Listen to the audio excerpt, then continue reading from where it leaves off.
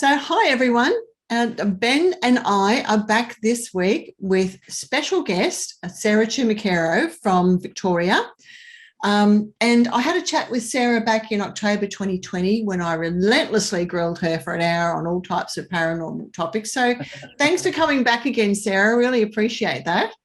Thanks so much for having me again. It's great. It's really great because I really like your eclectic approach to the paranormal. I think it's something that's often sadly lacking in people who call themselves paranormal researchers, you know, trying to looking at everything that they can and cross-pollinating topics, etc., because you learn so much from that, don't you? Absolutely. And I think there's a line where, particularly at the moment, it's more for a lot of people entertainment than research. And I think the research part is sort of lost a lot these days. It can be. 100%. Yeah. So for those who don't know Sarah, she's the creator and blogger on the paranormal blog Living Life in Full Spectrum, which is a blog aimed towards paranormal enthusiasts and investigators. And Sarah has been an active paranormal investigator who's been in the field for several years now, and she dedicates her time to researching and investigating all things paranormal. Paranormal activity. What about paranormal inactivity, Sarah? Do you ever want to take a break? Oh, well, I suppose the last 2 years were a massive break for me and a lot of people. I wasn't able to go out and actively investigate the paranormal. So it was more hitting the books and that kind of thing. But I suppose when you talk about paranormal inactivity, it's also being able to say and go out there and go, you know what, a lot of the time it's not paranormal. Nothing is going on. And every time you do go out, you're probably not going to find what you're looking for. Right. I was going to ask you too, you've touched on that about over the last couple of years. I was just wondering, even though you didn't actively go out into the field much at all, being in Victoria, actually no one went anywhere for a very long time, did they? Did you have more people reporting events to you though? It was definitely a theme that we noticed, and from colleagues that I spoke to, a lot of people were reporting that they felt like there was things going on in their home. And I suppose there's two different ways you can approach it.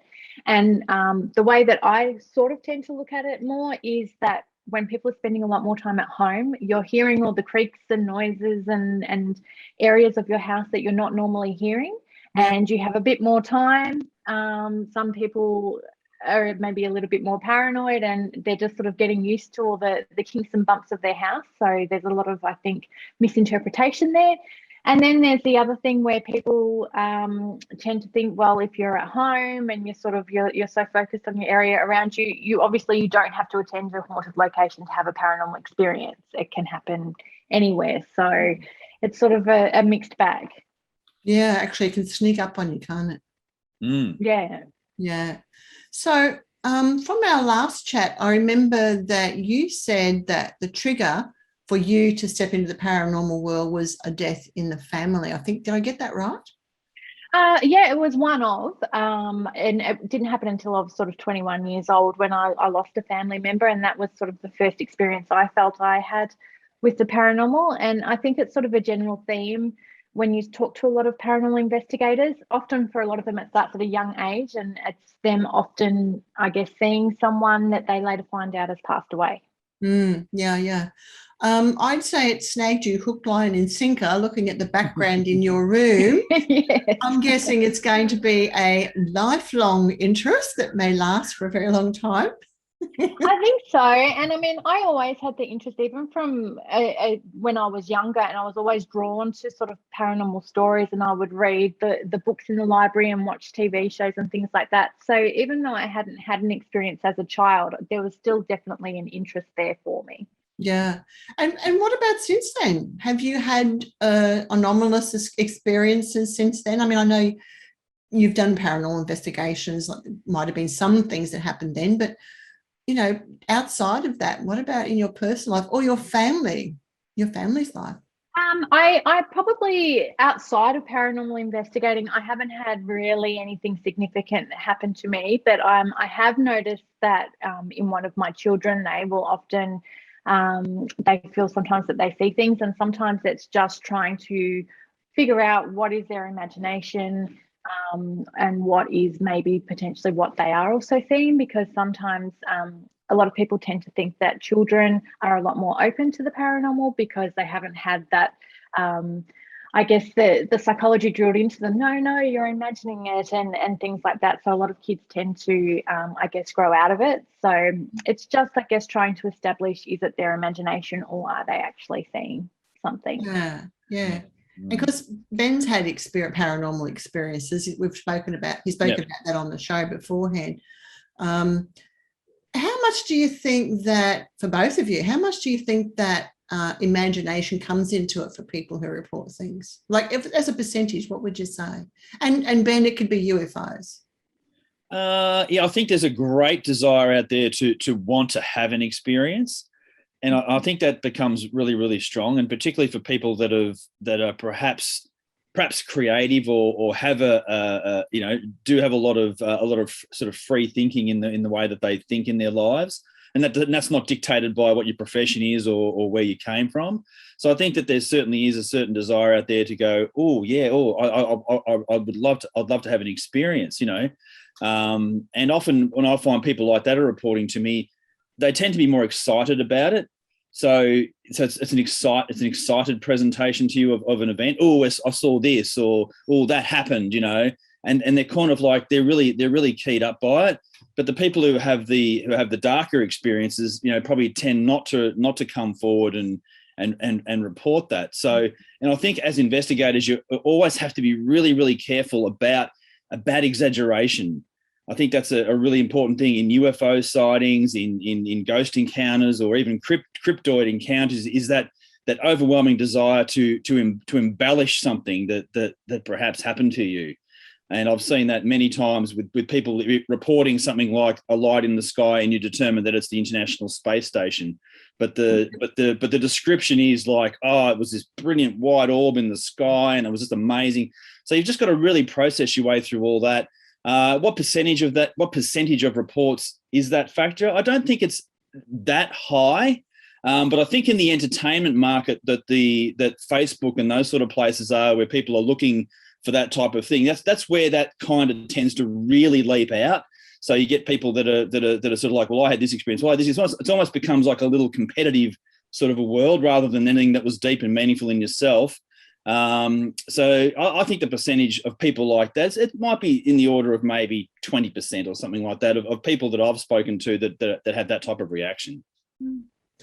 What about you, Sarah? What are your thoughts?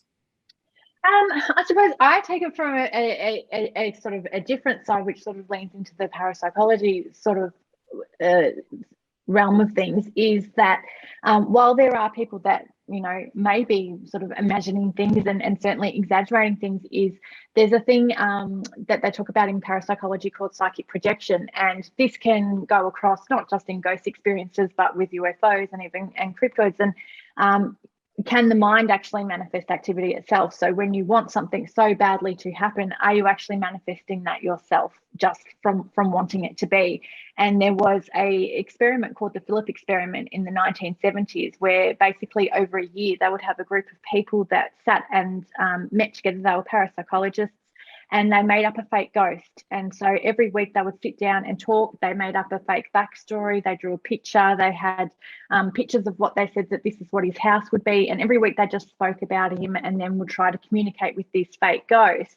And eventually the ghost actually started responding to them. And so they felt that it was a successful experiment in that the mind actually created this fake ghost just by wanting it to be. So if you have even a group of people that are going on a paranormal investigation, for example, and they're walking into a room and you're saying, oh, this is haunted by the ghost of Sarah, for example, and this is her story. All of a sudden, you've got 10 people here thinking about this ghost called Sarah. Are they actually manifesting that to be just by wanting and thinking about wanting to make contact with her?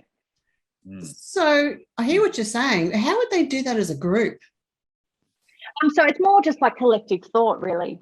So just when you go back to the Philip experiment, so the group would be there and they would just like you would in a paranormal investigation, and they created this ghost called Philip, and that's why it was called the Philip experiment. And so they would sing a song that they said, oh, we imagine that this would be Philip's favorite song, which was 99 bottles of beer on the wall.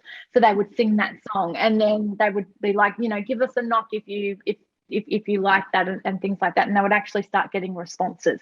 And so it kind of created its own beast just from the imagination. So it's a psychic phenomenon. Is that what you're saying? Yeah. So, and it's basically, they refer to it as psychic projection, and people even theorize that it can happen, when you're going into even UFO encounters. And I suppose if you look at like the CE5 sort of contact, where you have to have a group of people that are going in with the right intent and the right sort of thought process and things like that to make contact. Are they actually, is that what is happening? What about though? I'm just thinking. I hear what you're saying, both of you actually, and I agree with some of that. What about though when people are dabbling in magic? And what is magic anyway? And is it real? And if so, is it paranormal? You sort of mean more like black magic? Is that a dark context, or even a white magic? Yeah, both. I think either. Yeah, where things seemingly occur external to like a conjuring, but external to the people who are involved. So, for example, a magic spell can be focused towards someone who has no idea there's a magic spell on them or whatever. What do you guys think? Do you think magic is real? And if so, is it paranormal? And what is it? That's a hard one. I know. But, actually, just to tag on to that, I do know that, for example, the Institute of Noetic Sciences, they have done studies on, people's intentions and particularly prayer. And there is a slight, improvement in some people, not slight, well, there is an improvement in some people, a percentage of people who have prayer focused on them, or, with the random generator tests that they do, where they get people to focus on moving the generator towards us, one particular way as opposed to another. And there is something that can be registered there. So there does seem to be some power in human intention, but maybe not as much as we think. Is that part of the magic?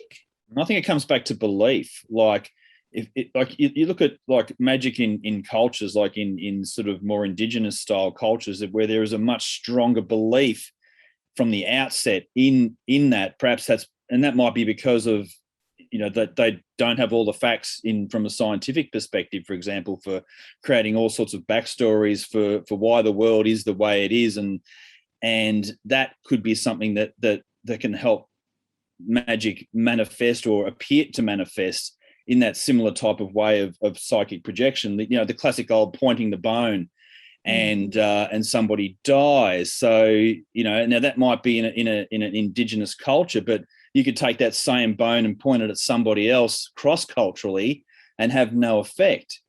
So, I think there's a certain amount of cause and effect in terms of belief. Yeah, I think that's true too. Yeah, I would believe agree. It doesn't happen. Yeah. So what do you think, Sarah? Yeah, I would agree with Ben. And you even look at it from a perspective when you look at, and there's this, what people talk about when protecting yourself with the paranormal. And at the end of the day, like there are some people that will go in and say, I need to say a certain amount of prayers to, stop negative forces or whatever from affecting me if I go on a paranormal investigation. Some people use prayer. Some people use crystals. Some people like to surround themselves in light. But at the end of the day, it's only as good as what their belief in it is. So say for me, for example, I'm not a religious person. If I was to go in there and someone says, oh, you need to say this particular prayer, for me, that's not going to work for me because I don't believe that that's going to protect me. Whereas the person next to me, if they do within themselves, that's what's going to protect them. So it is like that thought process and how, I guess, strong your belief is. Yeah, 110% agree with you on that. You know, like, and if you look in popular culture, like in a film like The Exorcist, where the power of Christ compels you, is such a powerful statement to anyone who had a Christian background. But if you're not from that background, it's not going to mean anything to you. And it doesn't mean that a demon can manifest itself only to Christians. Like, Yes. All good comments. Excellent comments. Yeah. I'm just thinking, Sarah, you're an active researcher, and I know that you've been actively collecting information through surveys and speaking to people. What was the most interesting result you found relating to the paranormal? I would probably say the research that I have done in relation to female hormones and the paranormal. So I suppose being a female and having female hormones, I sort of was really particularly looking at that area. And mainly because when people talk about poltergeists, for example, often a lot of people say, oh, it's preteen hormonal girls. They're sort of the main catalyst for poltergeist activity. And so I wanted to kind of expand on that and look at, well, when you look at significant hormonal events in girls when they're younger, well, what about when a woman is going through later in life when your hormones are sort of going in the opposite direction, which is, you know, I'm sort of reaching that sort of point of my life myself. And so when I would talk to a lot of other women in the area, and one of the things I also noticed was that I was coming across a lot of women that were sort of in their 30s and 40s that were suddenly having what I guess you would call spiritual awakenings as such, and would start to discover that they had psychic abilities or were quite sensitive to the paranormal. And I was trying to, I guess, get a gauge on why that was. Why was it that it was later in life that so many people were actually finding that they had this ability? Was it just that they had time to start looking for it because they had spent their younger years sort of raising families, or was there something more to that? And was it something more to do with the hormonal process? Yeah, that's a good point, actually, because if you think about the high priestesses, for example, they got to a certain age where they would be in the temples, and they would utilize their energy differently. They could focus it, have focused attention on spiritual matters, I guess you'd say, and because of that, they could rearrange the energy that they had available to them so that they could. I'm not exactly sure how I'm trying to say what I'm trying to say here, but they could just use it differently. And I do think that at different times in our life, maybe because of hormones, or maybe just because it's a different time in our life, it's the stage that we haven't sort of fully understood yet with humans, is that we mobilize different faculties.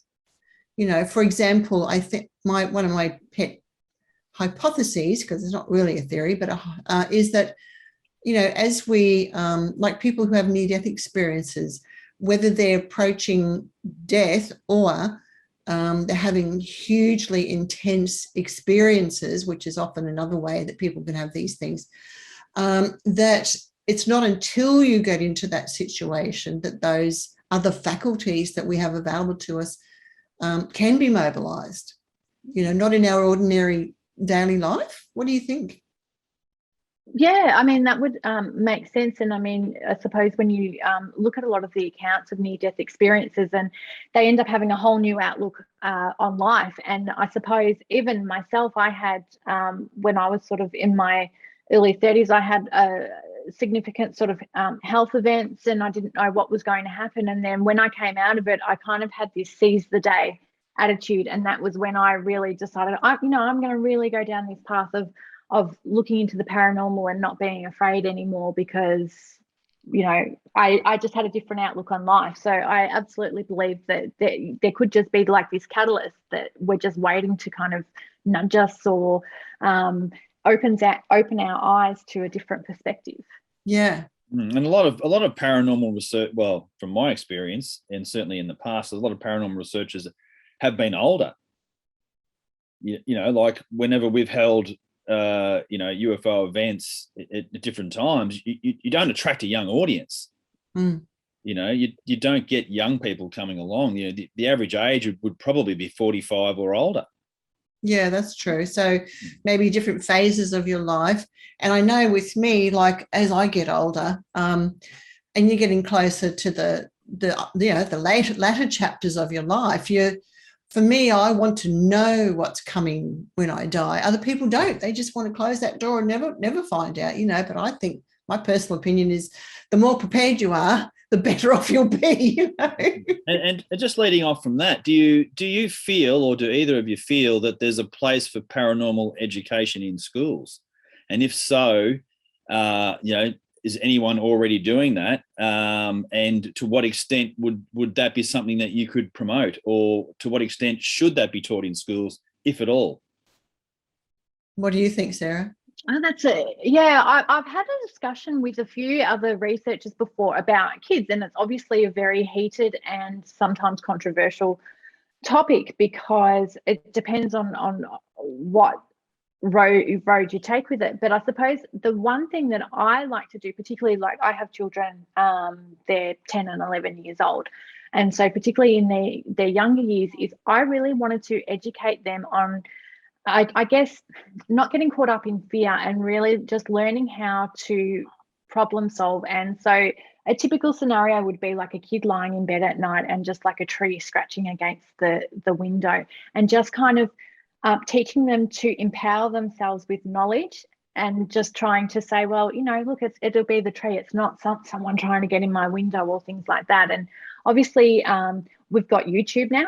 And you've got popular games like Phasmophobia, which I know both my children play and a lot of kids play, and it's a ghost hunting game. And it basically teaches them that if they draw a certain tarot card, I think if they draw like the death card while they're playing, like the character dies.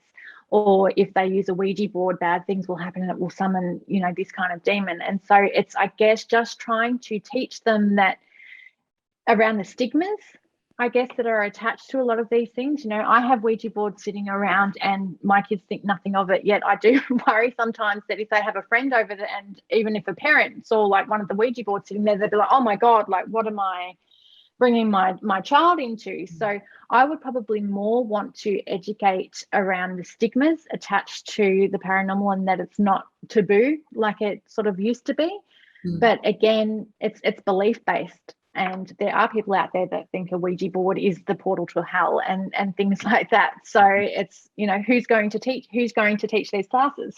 Very well, exactly. That's a really good point. Exactly. You know, it's hard to see your average primary school teacher being down on that. Yeah, well, that's what I was going to say. I think that that's a real challenge and a big ask while we're still culturally bound in Christianity. You know, it's in Western cultures, that's just not going to happen. No. I think it's just up to the parents to help the children understand. But if we're an Indigenous culture, for example, you'd have the shaman in the tribe, and you know, if one of the children, particularly, or the youth, came forward and said, I've seen my dead ancestor, they told me this, blah blah blah, you know, their parent or would go and talk to the shaman about it, or take the child to see the shaman, and they'd say, well, maybe it's time you started learning about these things, and maybe you'll be a future shaman, you know, because because shaman have in Indigenous cultures have very paranormal lives, lots of paranormal experiences, and like I was saying to you in the pre-chat, that but they've been described as on the schizophrenic scale purely because of that. I mean, does that mean that some people anyway who have mental health problems in our culture, perhaps don't really have mental health problems, but because you're not allowed in our culture to be able to see dead people, that then you're straight away, designated as mentally unwell. Mm. There are a lot of researchers that do believe that, and it's sort of it's that fine line, because there are sort of some things that mimic one another, and then you've also got this other side of things where you've got so many people that are involved in the paranormal, and are they misdiagnosing people when they're not even trained professionals to do so, and kind of just writing someone's experiences off and saying, oh, they have mental health problems, yet they're not a proper mental health practitioner to even make that kind of assumption on a person. I know that's sort of a big problem as well. So I think it kind of works in both ways. Yeah. What do you think, Ben? Oh, yeah, I agree with that. I think it 100% works both ways. There's people locked up in mental institutions that and probably particularly in the past, maybe not so much today, but perhaps today, that were locked up, and it's probably an awakening that they could be going through on some levels, rather than some type of psychotic episode. Mm-hmm. But we are designed to, like in our culture, obviously you medicate it, you dull it down, you don't bring it to the fore. It's not encouraged in any way, really. Only perhaps from the pop culture perspective, and that's where most people get their idea of what the paranormal is through the pop culture. Like what is a poltergeist? Well, a poltergeist is the film made by Tobe Hooper in the early 80s. That's a poltergeist, and that activity is extreme. If you get one of them, you're in real trouble. But it might be something as simple as a few things rolling around the house through to anything like that. So, yeah, no, it's very valid. It's a bit like asking kids these days, where do letters come from? Oh, in plastic bags from the supermarket. I really just don't get it. But, I was thinking, just touching on the shaman topic, is that, people who have these experiences, like those experiences never stop for people. Mm. And in our culture, in the Western culture, shamans are still being born, shall we say, or the seeds that they're born with are being activated through this strange experience. And I've often thought that some people who report close encounters, for example, they're being shamanized in a way, because, and that's not to say they're going to be, classic shamans or anything, but their life has changed. They go through the same thing. And people who see ghosts, talk to dead people, they're having an experience that is, it's an awakening experience, that's for sure. And I know myself and Ben would too, through the UFO phenomenon, that, people will ring you up and they'll tell you about what they've seen and what they interacted with, and they've had some missing time and blah, blah, blah. And I'm, in my mind, I'm going, well, you're really going to kick off on a journey here, because I want to know more about it. And I know someone rang today with that, and they said, what do people do about this? How do they deal with it? And I said, actually, they just go on a quest. Yeah. Because that's what it is. It's a quest. It is. And I wrote an article, I think it was only just like a week ago, and I was talking about particularly when you look at a lot of like even podcasts like this, or when people create content and they're just out there talking about the paranormal, you're really just listening to a person's own journey of what they're discovering and what they're thinking. And it's sort of their own way of dealing with their own feelings along this journey of, their search for paranormal answers. And that's 100% what it is. It almost makes it doesn't really matter like if it does exist or not. It's more about the actual journey itself for that person. Yeah, I absolutely agree. Yeah. And some of the other things I was going to raise with you too is that, people report all types of experiences, paranormal experiences, and sometimes, and I know at a couple of conferences I've been to, I've had people come up to me and tell me that they've seen hooded beings and shadow people. And, those stories of those are riddled throughout history, but these sorts of stories never stop. People still have them. And actually, Ben and I did a show on that a few months back, I think, didn't we, Ben? Yeah, we did. Yeah, right back in the early days. Yeah. So I think that, and I'm really fascinated by hooded beings and shadow people, because I want to know who the heck they are. I know. I think we all do. And there's so many different opinions about, what they could be. And I mean, they even just from people having sightings in their own home to locations. And it's what people even see when they have episodes of sleep paralysis and things like that. And I know that there's sort of the main explanation that people will give, particularly when you have sleep paralysis and you see like this hidden being or shadow person standing at your door, is that it's just your brain trying to wake up, etc. But why is it that everybody all over the world is seeing this same thing everywhere? And some people say, they're sort of interdimensional beings that are shifting. Other people think, oh, it's just, when you see something out of the corner of your eye. Some people say that it's someone that's just a spirit and how they're showing themselves. Like, there's just so many different opinions out there, but I don't think we're any closer to knowing who or what they are. But as you said, that they have been around for what it seems like for centuries, and there's got to be a reason why. There's a difference between shadows and presence. And I think that's for anyone who's actually had a shadow being experience. It's the presence that speaks louder than the shadow, and it's from my own experience. I can say that for sure. So people would say, "Oh no, you're waking up and you're just it's moonlight, it's the curtains." I was like, no. This is a presence as opposed to a visual stimulant to a brain that's been reactivated. Yeah, you're actually feeling it, and I think a lot of people, it's. I don't think you would say, and certainly not from my experience, that anyone I've spoken to has seen it as a positive and lovely interaction. Let's just say it's quite the opposite, and it's just that whether it's just that we are on like just a totally different level and not understand, but it's not a pleasant presence. Mm. No, I tend to think it's some sort of an energy feeding presence that's there to feed off you, I think, and in my particular instance, it was at a stressful time in my life. So I think a lot of these those type of presences are manifested around those sort of times. That's partly what may attract them. Mm. Yeah, I would definitely agree. And from I don't work private cases, but I consult for a group that does.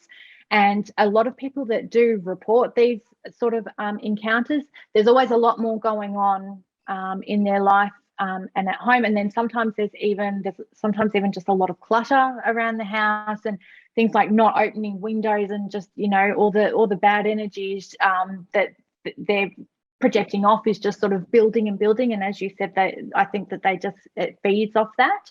And people we go back to this psychic projection sort of thing. And when you're projecting out just all these negative emotions and feelings all the time, is that what is feeding off that? Yeah. What I find really interesting about hooded being cases is where they show up through lots of different situations. And it may just be because we've sort of lumped them into close encounter reports, near-death experiences, ghost hauntings, etc., or whatever, all sorts of things. During close encounters, for example, people talk about seeing hooded beings, and they can't always see their face. It's just like a shadowy thing, or they might see a glowing red eyes or something. I don't know. But they definitely report seeing them. And, there's, I'm just trying to think, there's a few cases where they just see them in regard to, how could you say, an ecstatic spiritual experience too. And I remember in some of the near-death experiences, people were taken to where they go leave their bodies and they go either to a dark place or into a tunnel when they see a bright light at the end of it. They come to meet a spirit being, but sometimes they meet these hooded beings. And I'm thinking, why do you need to wear hoods in that sort of ethereal place? Number one, if you're an alien, why do you need to be, draped in this hooded cloak?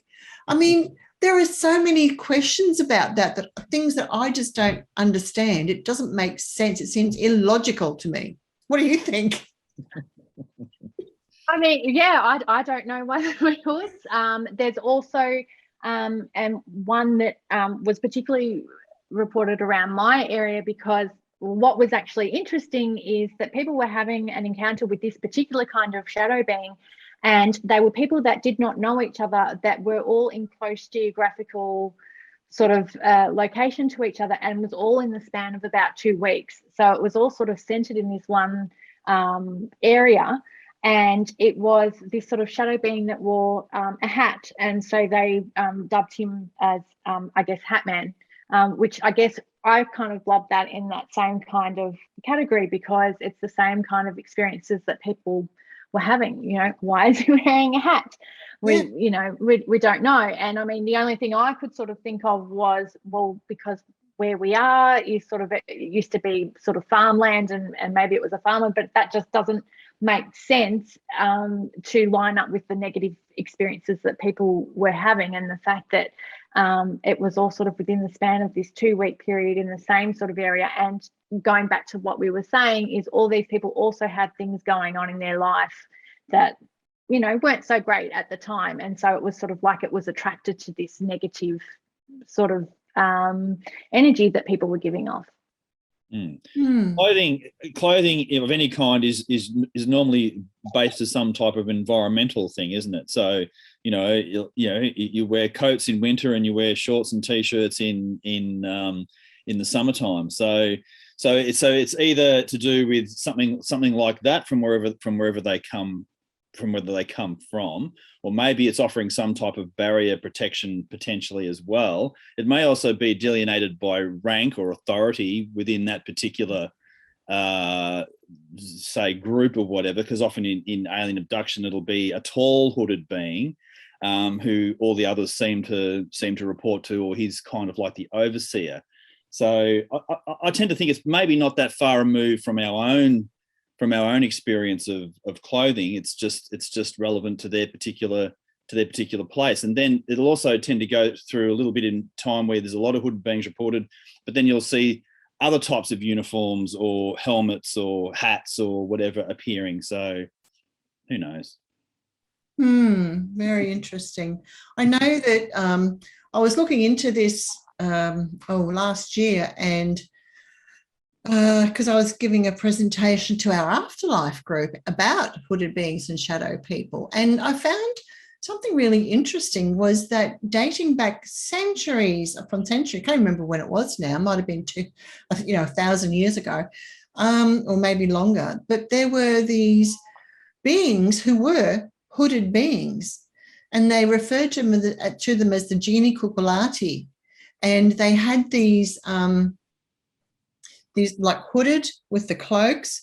And the other thing is that you don't see their feet; they seem to float, which is really weird. But there's been stone statues found with these hooded beings, created on them, and I'm thinking, this is a really old phenomenon. Like, I could say it's culturally based, but is it? I don't know, because these were reported in all different countries. I don't know. I think that there's a lot of strange things going on that we just have no clue about what it is. We are absolutely ignorant about it. But sorry, Tom. Yeah, 100%. Yeah, it's there's probably certain things that have cultural embellishment or cultural significance in some way, but that universal theme of cloaks and hoods is. It's very monastic as well, isn't it? So it's hard to move away from that religious tradition, isn't it? To see robes and particularly in Western culture. I mean, I guess from the year dot, really, that a cloak has been the most practical piece of clothing that people have worn through the centuries. I mean, you can still buy cloaks these days if you look around, but usually from a fancy dress shop, you can rent them from there. I don't know. But what I find really interesting is when you get a whole lot of people having experiences, and they all see the same things or experience the same things. And I know Sarah touched on before that, that people can psychically project. But, I just gave another talk about this last weekend, was about near-death experiences and about the cities of light that people report.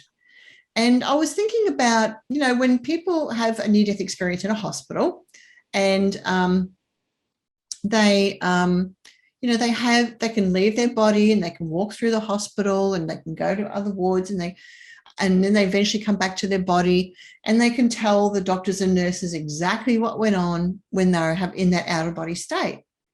But then they go on to talk about these other things that they see, like a city of light or a spirit being or something like this, or a tunnel or something else. When is the crossover point from when they're reporting on this reality to another reality? It just struck me. I suddenly thought, we believe them because they can say, people can corroborate this, but we don't have people here corroborating cities of light because they're not there. How do we know what's real and what's not? I suppose it's the way that we, I guess, see the world. We see, and I have read this before, as sort of theorized, is that we see the world as a three-dimensional sort of world. Is it fourth dimensional, and humans are only capable of seeing in three-dimensional, whereas when, I guess, you leave your body, or your consciousness leaves your body, that then you're seeing that fourth dimension that our physical body is stopping us from seeing, maybe. Yeah.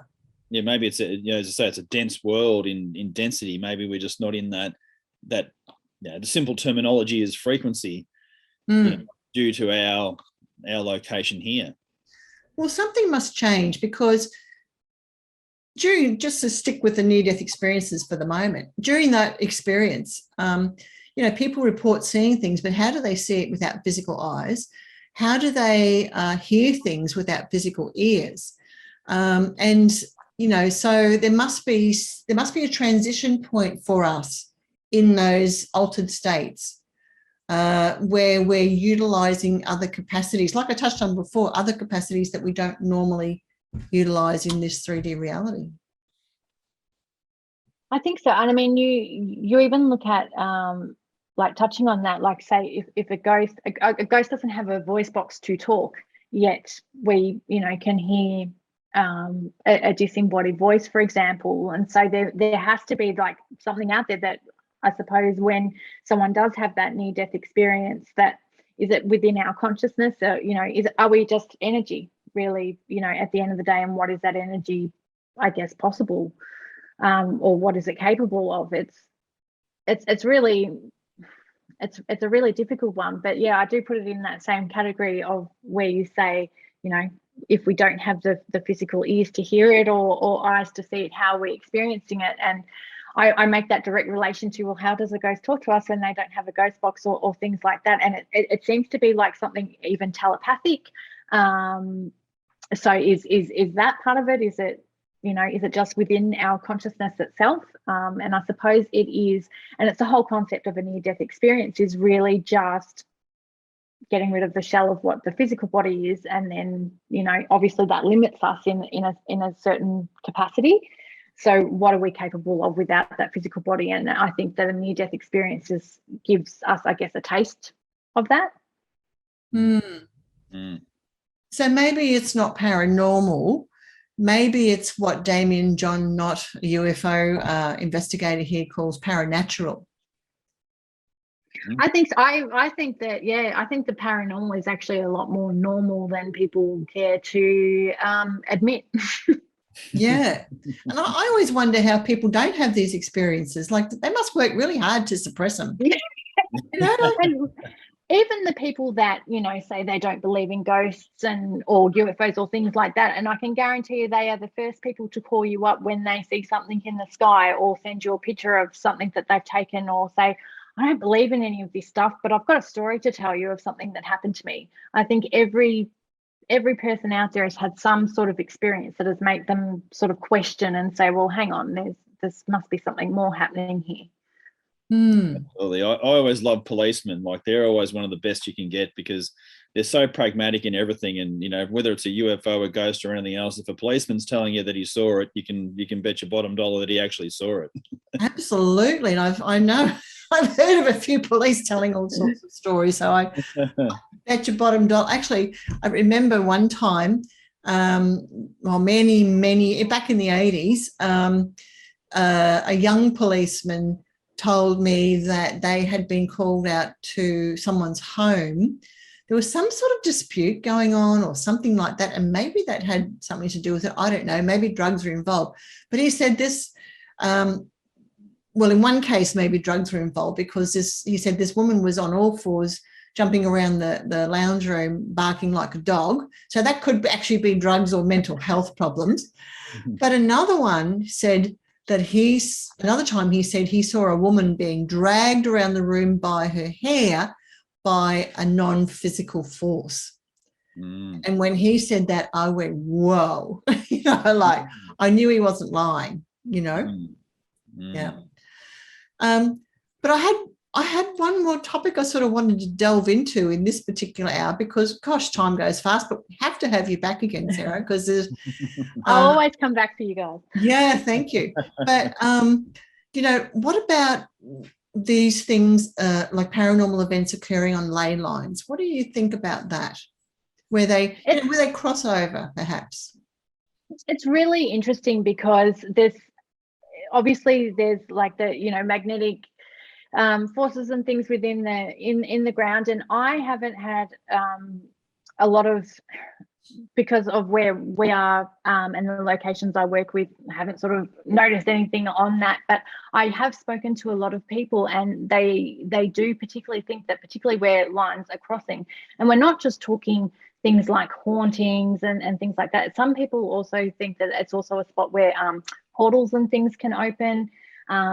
I'm sure you're familiar with like the missing 411 and things like that. It's something that I'm so interested in. I watch all the documentaries, read all the books, because I just find it fascinating that, particularly in these areas where there's that concentrated energy, is you can have people that just go missing for days, and by all accounts should, not survive, and then they're found a week later, all intact, no shoes, but not even really dirty, or like seem like they have been in the woods for a year.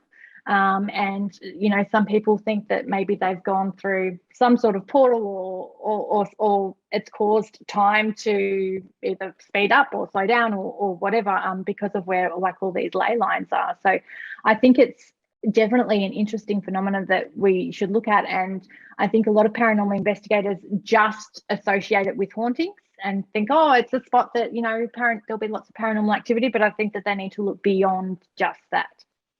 Yeah, look at places like Skinwalker Ranch, where you can have anything from UFOs to all sorts of different types of beasties appearing. So, yeah, and certainly those concentrated areas.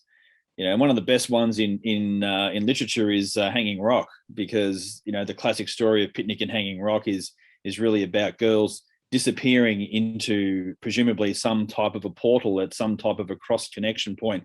And that story is so beautifully written that people assume it's a true story as well. Well, what is interesting is I actually did some work with National Trust of Victoria at the house, Mulberry Hill, which is where Lady Joan Lindsay wrote the book. And it's actually well documented that she actually wrote the book after having 2 weeks of psychic visions. And so it's sort of theorized, were these psychic visions that she was having real events, or was it, just a story? So it's one of those things that we'll never know. No. But I found that quite interesting. I don't think a lot of people know that particular part, that she was a psychic, and it was written on based on those visions. And I believe she wrote it very quickly too. I think the book was written in an extraordinarily fast time. Yeah, within about 2 weeks. And 2 weeks. She's also she was also very little, and her desk was very low to the ground. And it's just, when you see the layout of her office, like everything is sort of it's almost like a feng shui in a way, and sort of so she was a very spiritual lady. Where those ley lines cross are I know I had a friend who was a crop circle researcher through the 90s, actually before that too, in the 80s, who lived in the UK. So she went into a few of the crop circles, but she was really interested in dowsing. She was taught by a well-known dowser over there who's no longer with us. But and she was looking at the energy lines, you know, where the cathedrals or the sacred places, put it that way, are put on these where the ley lines cross, right? And one idea is that, you know, that the ancient people, they knew where they crossed. That's why they put these specific things there. But I'm thinking maybe the energy of that is the reason why they were drawn to put that there, but they didn't really know at the time, you know, but they were just sort of called to do it. But the idea that it only happens on the ground is probably not quite true, because she was saying that they had dowsed a crop circle, crop formation, and she and the friend who had been teaching her, and then they got in a light plane and they flew over it, and she had the rods, and they were still doing this up in the air. So, you know, they don't just stick around on the ground, they also go up like this vertically too. And, you know, maybe that, and sometimes I think that's where, because UFO sightings occur there as well. And then we have, I don't know how accurate it is, but we have the New Zealander Bruce Cathy, who's no longer with us. He wrote about the grid lines that go around the planet to do with these energy lines that UFOs use. And he's not the only one. I was speaking to, we had an astronomer speak at our last UFO meeting about that very thing, about how he'd been plotting the courses and found that UFOs followed particular lines. So I do wonder, you know, how much those ley lines actually ground those experiences or allow them to explode. Yeah, I mean, it would absolutely, you know, make sense, because, yeah, and it would also explain why there's so many locations that have, you know, we have them here. There's certain spots you go to, and you're bound to have some sort of experience. And I suppose probably if you looked at it, it's probably one of those particular sites, and we can't just look at things, as you say, on the ground. I think that they do go up, and you look at, there's a connection between, you know, ghost sightings, UFO sightings, like everything is all linked. And, you know, maybe the keys within that sort of energy itself, that could be, you know, one of the key trigger points, I guess. Yeah. Do you ever douse those areas that you investigate?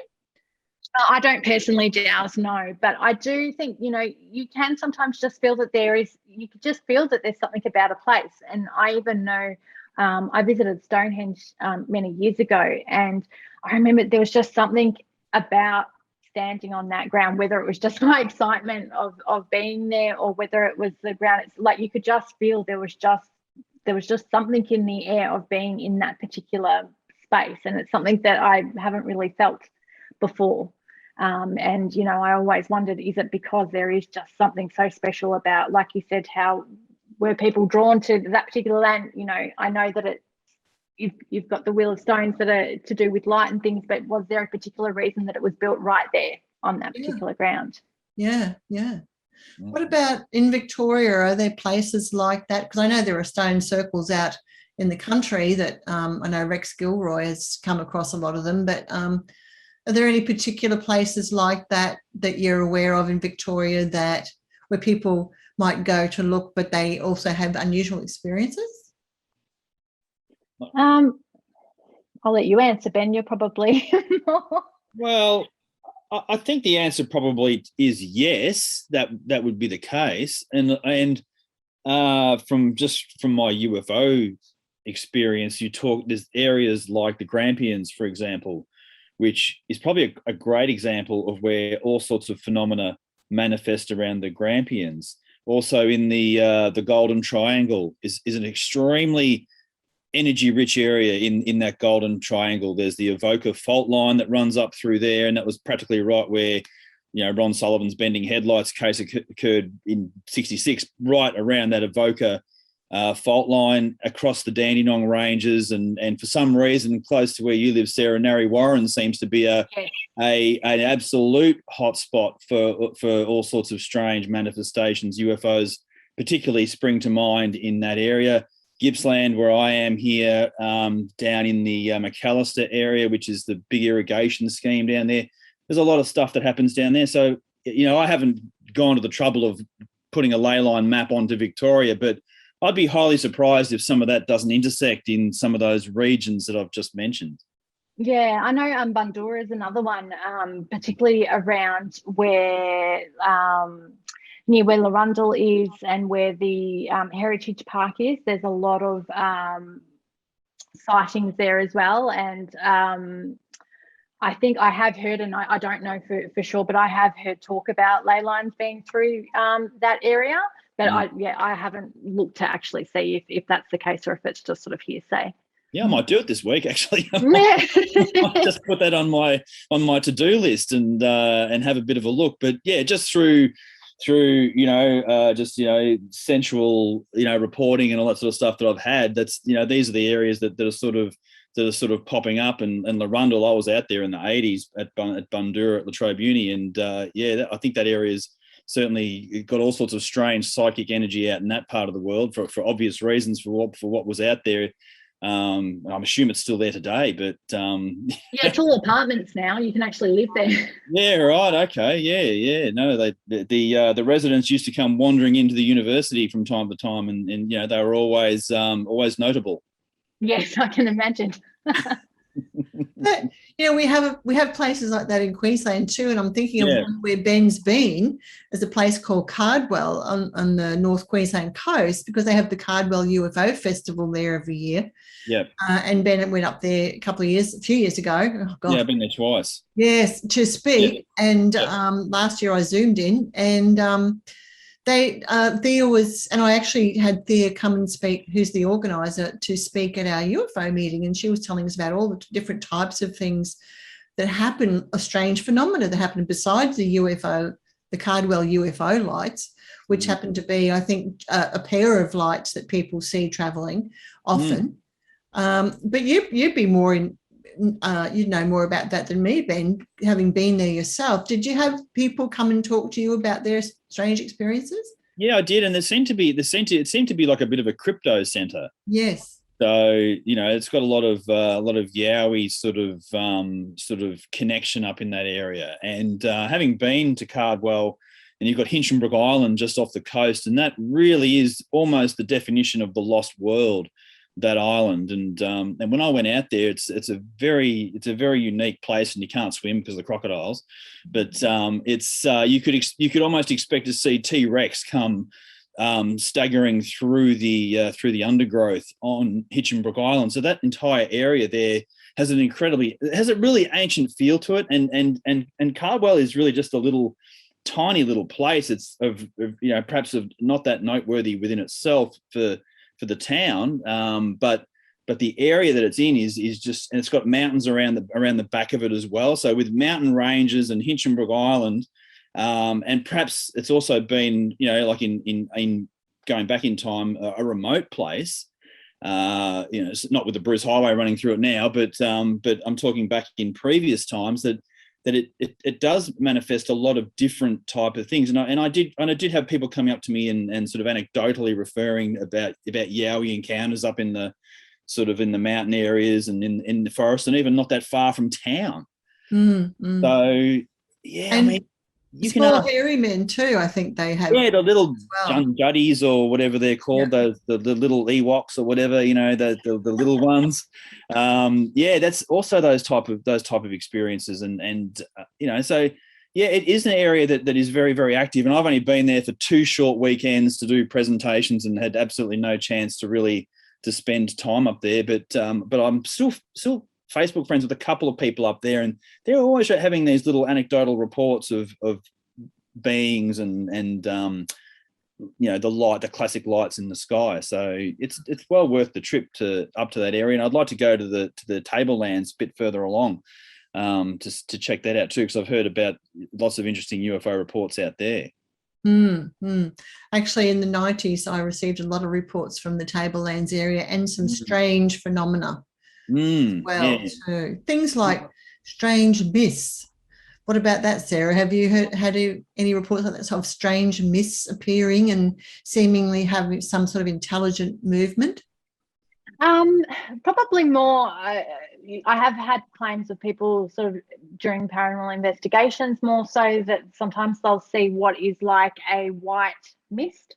And I've actually seen it myself, but this actually happened in January, and it got to the point 3 of us actually saw it, and it was like a puff of mist above someone's head. It was quite humid, so I don't know if it was anything to do with humidity, but it was just with everything else going on at that particular time. It was really, really strange. And a lot of people that particularly sort of investigate paranormal in terms of ghost hunting and things like that seem to think that it might be something trying to manifest in some sort of way.